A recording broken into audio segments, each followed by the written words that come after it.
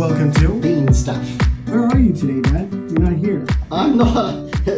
I am at the Century Summit in Sacramento. Wow, so you're all the way in Sacramento, and how long have you been there? I have been here for 2 days, I guess it is now, and we're just finished. Well, it's been 3 days, and this is the last day. For those people who don't know, Dad, how does the Century Summit, how does that integrate with coffee? It's a good question. I mean, it's really the nerds of coffee. It's limited to, I'm not sure, 100 people at the most, and not even that probably. And and they look at topics mainly to do with century work in coffee, and at a very high level, and what's some of the highest study being done from, whether it's someone, they'll bring people in from Brazil or France, from Australia, and the people who are there, like myself, Q graders, and others too in the industry, who are really interested in seeing coffee grow and understood. Yeah, and you've also been, you've been sending me some stuff from there as far as like little interviews you're doing with people there, which we'll put at the end of this episode. But it really sounds like there's a lot of people from a lot of different backgrounds there. Would that be true? It's true. It's multicultural, it's very different people. I've talked to roasters, I've talked to farmers who are here, and many others in the industry, whether it's Probat was doing a lecture this morning, and they're a big coffee roastery in Germany. I guess, how does this help you as a coffee roaster? Yeah, as a coffee roaster, I was thinking about we've had 5, 6 lectures a day, and some of them were way over my head, some of them were a little boring. A lot of them, though, were very helpful in getting to grips with, as a roaster, where is my coffee coming from? How can I make it better? And how can the consumer enjoy that?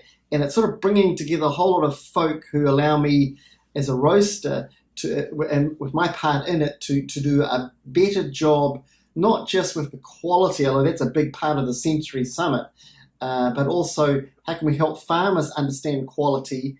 And when I say something and they say something about what this coffee tastes like, it's very similar. We can talk the same language. Do you want to walk us through maybe what one of your, what a class that stood out to you so far, and kind of what you guys are digging into as far as like the details of that? Yeah, as I said, we've had 5 lectures a day or something. So of the 10 or so we've had before, 2 have stood out to me. One, I'm not surprised, and the other one I was quite surprised that it was so helpful to me.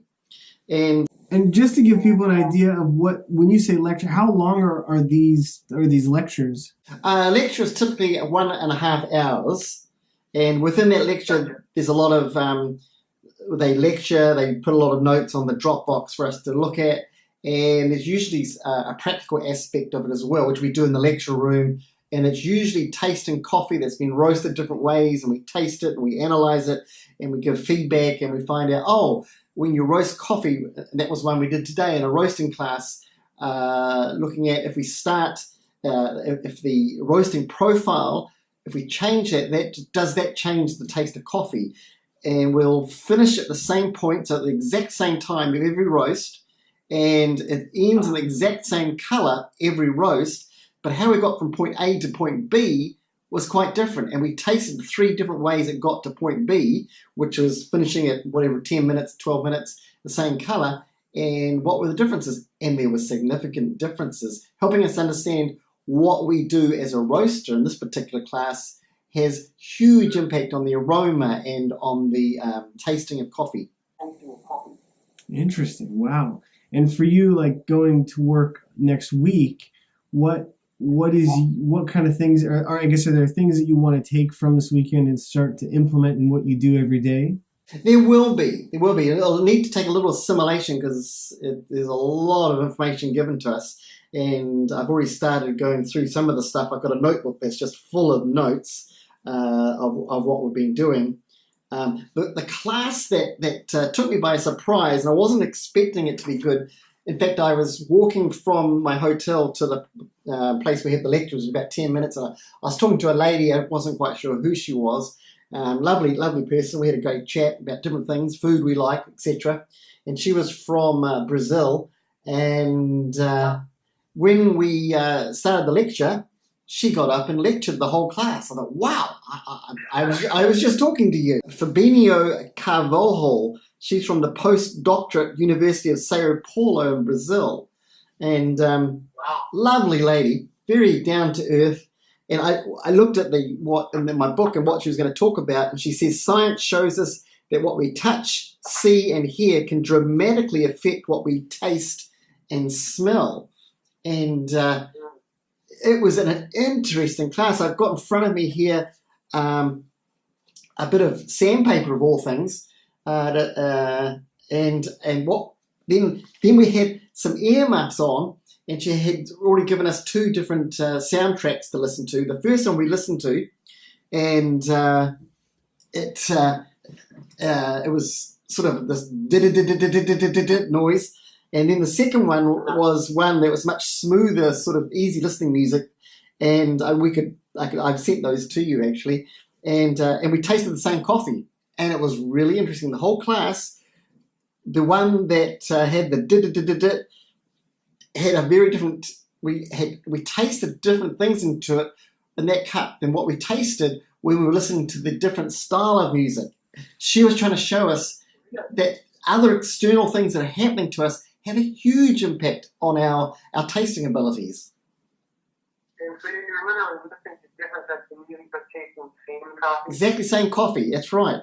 And the other part was, we had one where I got this bit of sandpaper in my hand here, and we would have to cup one cup using the sandpaper and scraping our hands up and down on the sandpaper while we cupped.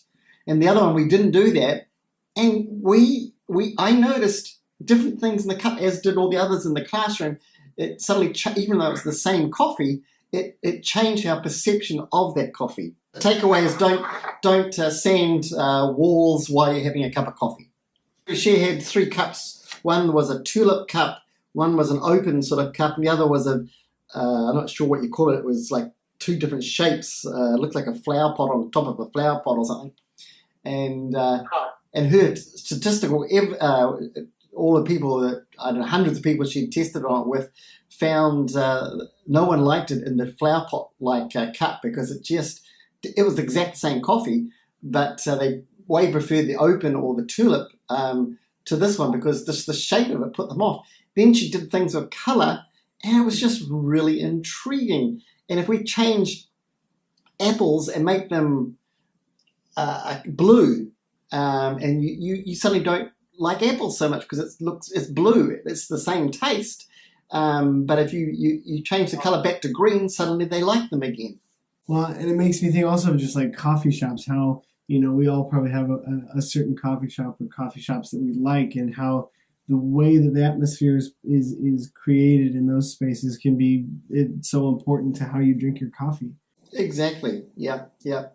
She was talking about going into different cafes, and she could tell immediately almost that people are going to enjoy having coffee here or not enjoy having coffee. Even though the coffee may be even better at one place than the other, there were certain things that were on the wall or the shape of things on the that would just make people not enjoy their coffee as much. She had 2 latte art on the top of a cup, and one was like a sharp star shape on the milk on top of the coffee, and the other was more like a rounded flower sort of shape on it.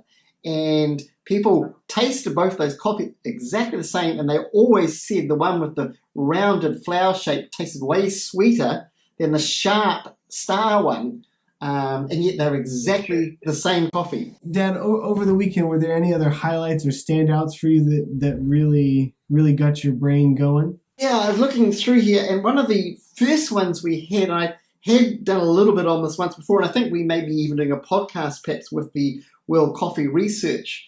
But there was a lady from there that was talking to us about the potentials in coffees, but also how coffee is like an endangered species as well, and we need to do something about that. So that we can all continue to enjoy coffee. And she was starting to look at that. Coffee research was looking at taking a plant, for instance, usually grown in Kenya, and saying, let's grow it in Peru.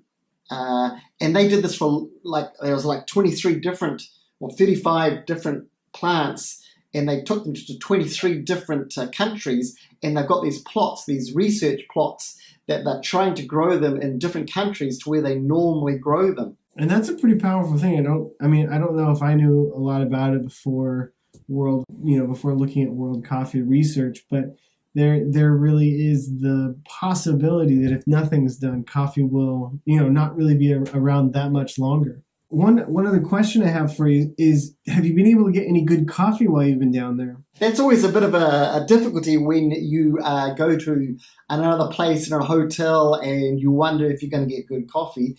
And there's a good answer to that. And we've had really good coffee through the weekend. We've had coffee from all around the place. We've had La Mazzocco was there pulling shots and pulling. They pulled about 5 different cortadas for me today. I thoroughly enjoyed the coffee here. And for people who are interested in this coffee conference, like you said, there's only about 100 people. Is this an expensive conference to attend, or is it or can anybody go? It is. I think, on top of my head, I'm thinking you probably need to pay $1,200 American dollars to be at a conference like this. Then you've got to stay at your hotel, you've got your airfare on top of that. But you do get free coffee, right? You get free, great tasting coffee. It's for, if you're really a coffee nerd, I'm sure you'd enjoy it.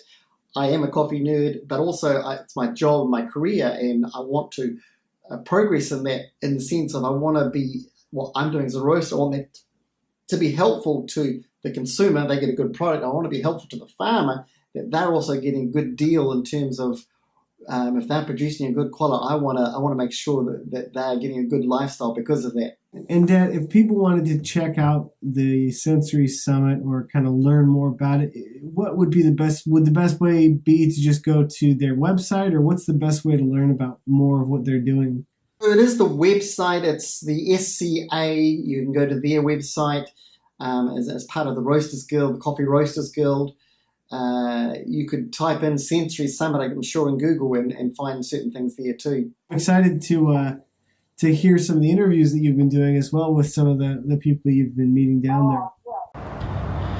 And who am I speaking to right now? You're speaking to Kyle Crawford with the San Franciscan Roaster. Whoa, and what do you do with San Franciscan Roaster? Those are good roasters, by the way. Well, thank you. We do our best to build great roasters. What do? I do everything that I'm asked to do. That's a good answer. No. So I do my title is equipment consultant. So I do everything from talking to clients about any support-related issues by phone or email. Then I just talk to people. I don't know. We all like coffee. You do, and I've actually talked to Kyle, and he always very faithfully. I'll text him, and then in the afternoon I always get something back, and he's always been faithful to email me back, and it's been really good. Hey, we're at Sensory Summit. Yep. We've just passed a building that I thought was quite funny. What you were telling me. What happened on the first day of Sensory Summit? Oh yeah, so I got here. I was really excited. Walked out of my hotel, walked right across the building, across the street, and everyone was there. And so I walked in and I was like, oh, this is great. They have all kinds of tea and all this information about tea. So I took some tea and I went on into the course and the course began, and the gal said, we know this has been a long day of drinking tea and learning about tea. And I looked down and I said, am I late? So it turns out that what had happened is I had walked in on a conference that was completely not where I was supposed to be. So it was this tea event, and the coffee event was over next door. So. Oh, that's brilliant. So did you actually get to any coffee lectures since then? Yeah, I've made it to all the coffee lectures. And anyone you've enjoyed more than another, or just something new information you go, wow? Let's see, what was my favorite? There's just so much. There's a lot. So much information. Yeah, at the end of the day, yeah. to bring something to mind. Let's see. We've just done perception and texture of coffee cups. We've done world coffee research. Yeah. We've related so many different things to coffee in ways that you never would have imagined. So I mean, like rubbing sandpaper and That's right. trying to identify what perceptions that sandpaper has on the way that coffee tastes. And it's crazy because it actually, there are all these things that make a difference that you wouldn't think would. I was surprised. I know what you're talking about. Hey, well, great. Thanks for talking to us. Yeah, absolutely. So, who am I speaking to? My name is Ronaldo. I'm coffee grower in Brazil. Whoa, that's what I was going to ask you next. What do you do? Is that all you do in Brazil, or just grow coffee, or? Yeah, so our family's been growing coffee for many generations, and I do more nowadays. 5 years ago, myself and my wife, we moved to United States, and we create our company here to import coffee from our family. So it's a way to create our direct trade. So in this way, we don't have middlemen. So we connect to the farm straight with roasters here in the US. And what's your company called? Our Coffees, Our Coffee, there you go. And we're at the Sensory Summit. We're outside, it's sunny, and we've already been talking about some things about what we've been learning. Anything that, from your perspective, that you go, wow, or I'm still looking forward to this, whatever. So since I'm from Brazil, I came here, my goal coming here was what I can hear about new and innovation that I can bring to my farm. So our family is all about innovation. So actually the slogan of the company is where tradition meets innovation. So just because we are very focused on innovate methods and make the things new. So I came with this goal to learn things and improve in our practices and methods at the farm. And this morning, one of the panels that came to my attention was very, very interesting, was the research that they do, bringing different varieties and trying to adapt these varieties in different environments. So, and that was a thing that blew my mind, because in Brazil we have like 2 institutes that have been doing this for decades, and but they have these studies here, and the research is about that. And just to so in Brazil we are not allowed to even to nurse our own coffee. So there is certified nurseries that we have to buy the baby plants always from them. And the certified nurseries, they only can grow plants that are after 8 years approved by governmental institutes. So there is 2 institutes that have been studying the plants and the varieties before go to the fields. And recently they released a new variety they call Araras, what is a combination of yellow bourbon and yellow catuai. So it's a beautiful tree, a yellow bean as well. And we recently planted 15 hectares of this variety. Did you say it's going to take another 3 years since you've planted it now to? Oh yeah. So we planted the baby tree with 4 months old, and it takes 2 years until the first smalling harvested, and then the 3rd year is going to be like a certain kind of production, I would say, and only after the 5th year is the great yield of production, the what we expecting, the peak of production. Well, thank you for sharing that. Thank you. It's good that you're here. Yeah, thank you. We're always going to be around. Oh, that's wonderful. So, who am I speaking to? Hi, David Waldman. Great. I've actually met you before, Dave. Of course, we have. Go back a little bit. And what do you do? That's a good question. I'm a musician who That's right. morphed into coffee. Yeah. Wow. Yeah, like 20 years ago. And so I'm a roaster, a cafe owner, a cupping lab guy, and a Q grader with the instructor credentials. You're an instructor. Yeah, I heard you say that. And so where are you located right now? So our main facility is about 14 years old. It's in Lambertville, New Jersey, kind of midway between Philadelphia and New York, East Coast, U.S.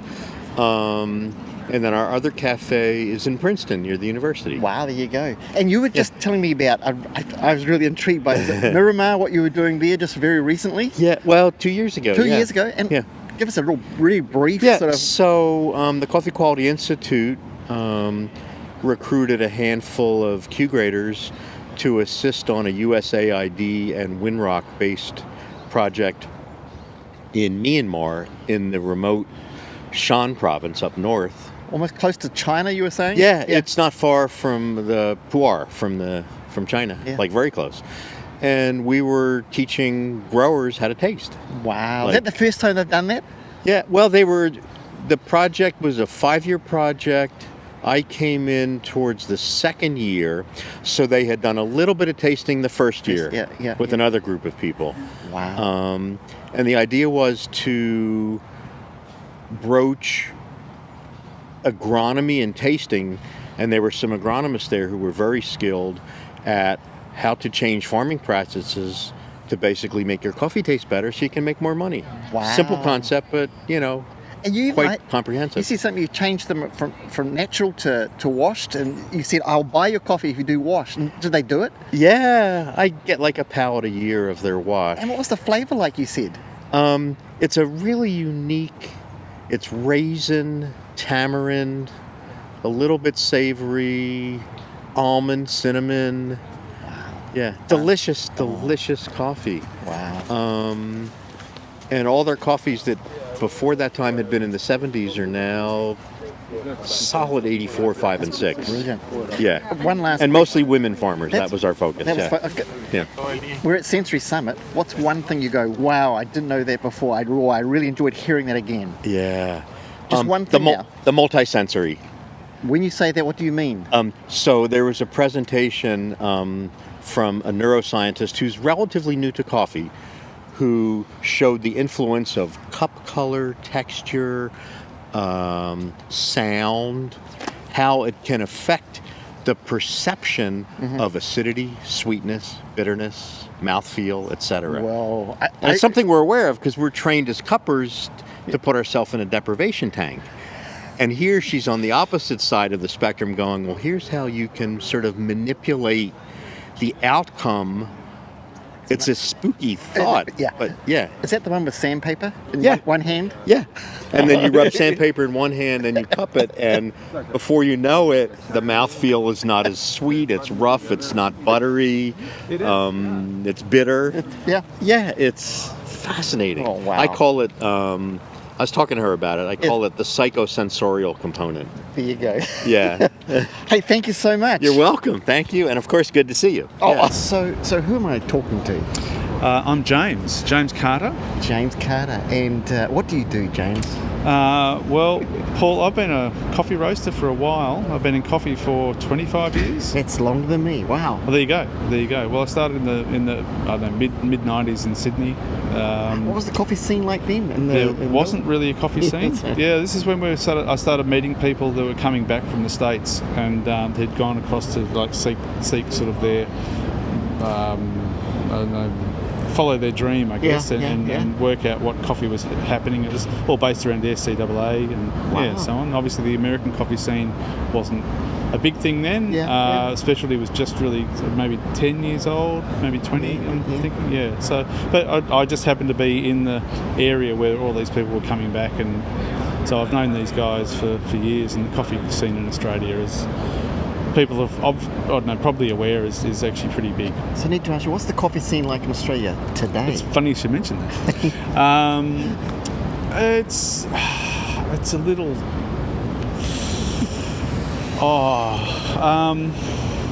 Look, there's a lot of people getting into it, and I'm not sure if they're getting into it for the right reasons. And maybe that's just me being all like really jealous because they've got lots of money and stuff. But it's a good culture in the sense that it's actually pretty easy to find good coffee. Wow. And from my point of view, that's been difficult for many years. So even in Newcastle, where I'm from, where I live now, but it's a much better scene than maybe it was 10 years ago. So in Newcastle, where would you go and get your coffee? Well, up until recently, my own place, but where's that? And I used to have a shop called Real Coffee on Derby. But I had an espresso bar there. That's usually where I drink my coffee, and I drink it at home. And we roast, so we usually drink our own coffee. But spoiled. Where would I have coffee in?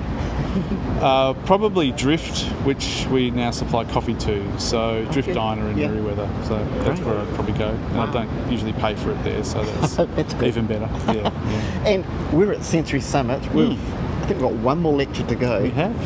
And anyone that's been, you thought, wow, that was a really good one to go to. I learned this one thing, whatever, or anything that really stood out to you from any. We've had a lot of stuff. Yeah, look, I think the world coffee research when the first year, with doing the plants in the 31 varieties in the 5 regions.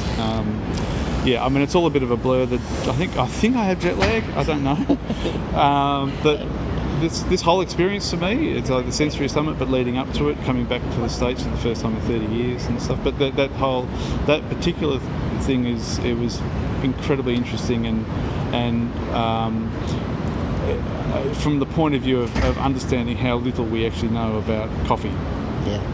At this point, and being in the coffee world, it's hard to actually appreciate how little we know, because we think we know everything. Exactly. We think we're sort of like, we've got it sorted. It's like all of a sudden we know, actually, no, we don't know. Didn't know the growers actually didn't have a choice about what they've got to grow. So that part was good. Okay. Thank you. And meeting you, Paul, was a definite highlight. Should I give you the money now? Or? Yeah, please. I got to stop recording before you say something bad on. Well, I think that kind of wraps up everything we have for the episode today. We kind of wanted to just do an update since you were down there, of what Sensory Summit is, and kind of showcase that a little bit. Thank you so much for listening.